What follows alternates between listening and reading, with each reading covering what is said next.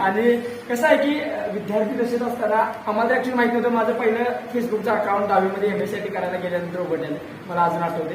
आणि त्यावेळी फेसबुकला अकाउंट काढायला लय जास्त क्रेज होती, कारण त्यावेळी खूप जास्त फेसबुकचं वेळ आलं होतं.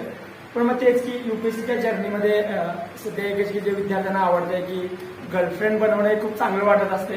पण एक मला सांगायचं उद्देश आहे की 2 सायमल्टेनियसली गर्लफ्रेंड मेंटेन करणं खूप डिफिकल्ट आहे. सो कारण दोन्हींना वेळ देऊ शकत नाही ऍक्च्युली. एकाचे लाड पुरवावे लागतात, एकीलाच कॅडबरी पुस्तकं वगैरे किंवा डेटला वगैरे घेऊन जायचं असते. सो त्यावेळी मी UPSCच माझी गर्लफ्रेंड बनवली. कारण तेच आहे की ज्या गोष्टीमध्ये गर्लफ्रेंड म्हणजे नेमकं काय कन्सेप्ट काय की जिच्याशी आपण बोलताना जिच्यासोबत वावरताना आपल्याला चांगलं वाटत असते. मग तोच की तो गर्लफ्रेंडचा जो स्वभाव होता UPSC आज माझ्या गर्लफ्रेंड घेऊन मला निर्वायला खूप चांगलं वाटायचं.